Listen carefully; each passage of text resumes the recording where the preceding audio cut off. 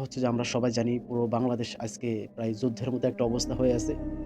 শুধুমাত্র একটাই কারণ, সেটা হচ্ছে আমাদের হাদী ভাই তিনি ইন্তেকাল করেছেন। তিনি আল্লাহর ডাকে সাড়া দিয়েছেন।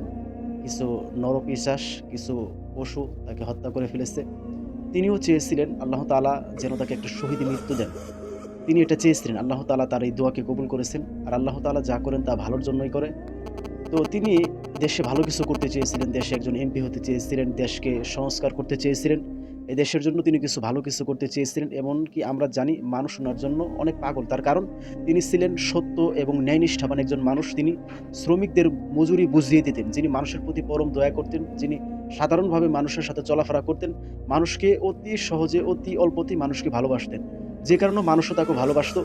আর তার কার্যকলাপ সবগুলোই ছিল যেন ইসলামের মতোই। কোরআন এবং হাদিস অনুযায়ী তার কাজ ছিল। তিনি সর্বদাই যেকোনো কাজের ক্ষেত্রে একমাত্র আল্লাহর উপর ভরসা করতেন। আর তিনি সর্বদাই এটা ভাবতেন, বিশ্বাস করতেন, আমার আল্লাহ হয়তোবা আমাকে রক্ষা করবে। আর না হয় আমাকে কোনো পশুর মতো আল্লাহ হয়তোবা আমাকে মৃত্যুবরণ করাবেন না। আল্লাহ হয়তোবা আমাকে সেটা একজন শহীদি মর্যাদা দিবেন। তাই দিয়েছেন। এমনকি গোটা পৃথিবীর মানুষের সামনে তার সম্মান মর্যাদা আল্লাহ তাআলা উঠিয়ে দিয়েছেন। যে কারণে গোটা পৃথিবীর মানুষ আজকে তার জন্য কাঁদতেছে, তার জন্য মন খারাপ, তার জন্য দান করতেছে। এমনকি অনেক মানুষ সন্তান নিয়ে আসতেছে আর বলতেছে, "আজকে আমার এই সন্তানকে আমি হাদী বানাবো।" তাহলে দেখেন সে আল্লাহর পাগল ছিল। যে কারণে গোটা পৃথিবীর মানুষ তারা আজকে তার পাগল হয়ে গেছে। একটা দুনিয়ার সিস্টেম যে আপনি যদি আল্লাহর পাগল হয়ে যান, আপনি যদি আখিরাতের পাগল হয়ে যান, দুনিয়ার সবকিছু আপনার এমনি, এমনি চলে আসবে। আমি জানি না সেই হাদী ভাইয়ের গোপন কি আমল ছিল যে কারণে আল্লাহ তাআলা গোটা পৃথিবীর মানুষের সামনে তাকে ফেমাস জনপ্রিয়তা অর্জন করে দিছে।